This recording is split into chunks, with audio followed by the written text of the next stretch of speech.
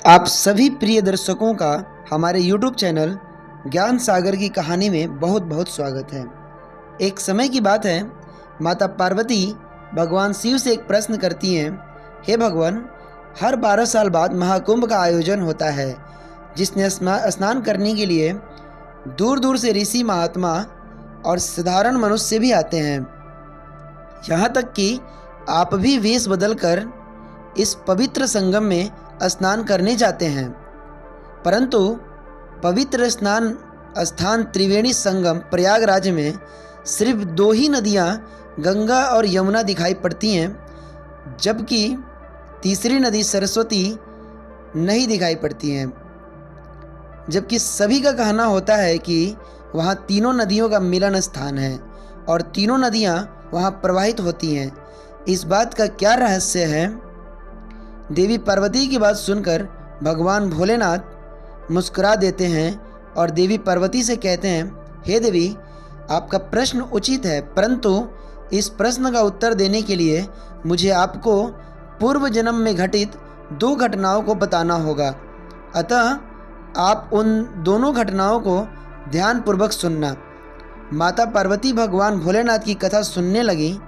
भगवान भोलेनाथ ने कहा, एक समय की बात है, गंगा, यमुना और सरस्वती तीनों बहनों का मिलन स्थान प्रयागराज ही था और आज भी है। परंतु सरस्वती नदी का दिखाई न देने का कारण यह है कि एक बार 5 पांडव वन में भ्रमण करते करते सरस्वती नदी के पास पहुँचे तथा नदी को पार करने का प्रयास किया।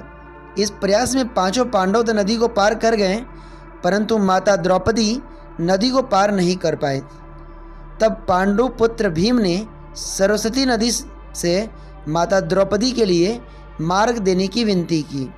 इस पर सरस्वती नदी ने कहा, बहता हुआ जल और बहती हुई ज्ञान की धारा को रोकना संभव नहीं है। इस पर भीम बहुत क्रोधित हो गए और अपनी गदा से सरस्वती नदी पर बहुत जोर का प्रहार किया, जिससे सरस्वती नदी वही जमीन में समा गई और माता द्रौपदी आसानी से नदी पार कर सकी। सरस्वती नदी को जमींदोज होने पर दोनों नदियाँ माँ गंगा और माँ यमुना बहुत उदास हो गईं।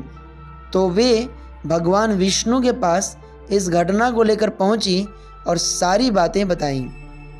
भगवान विष्णु यह सुनकर काफ़ी अचंभित हुए और अपने तपोबल से सरस्वती नदी को पुनः उनके स्थान पर ला दिया।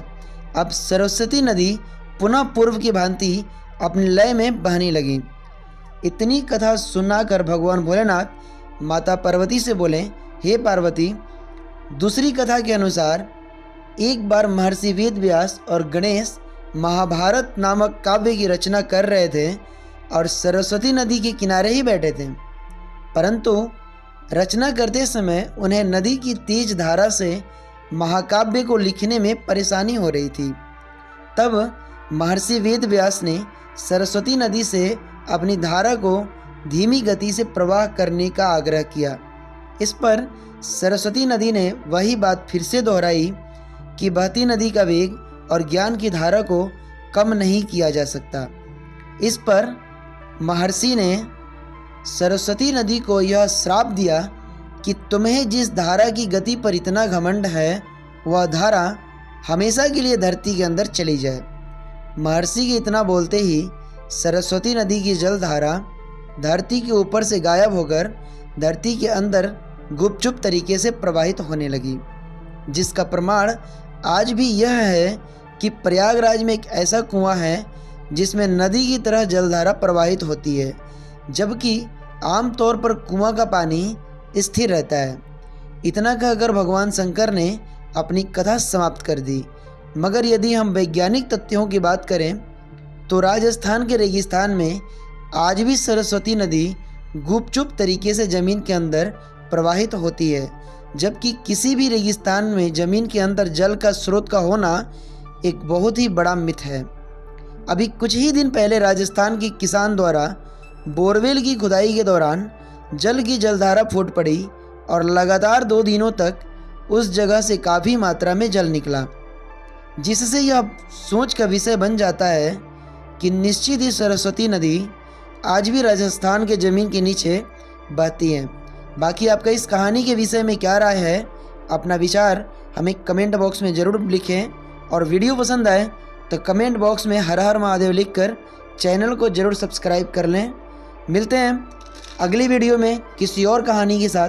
तब तक के लिए आप सभी का बहुत बहुत नमस्कार, धन्यवाद।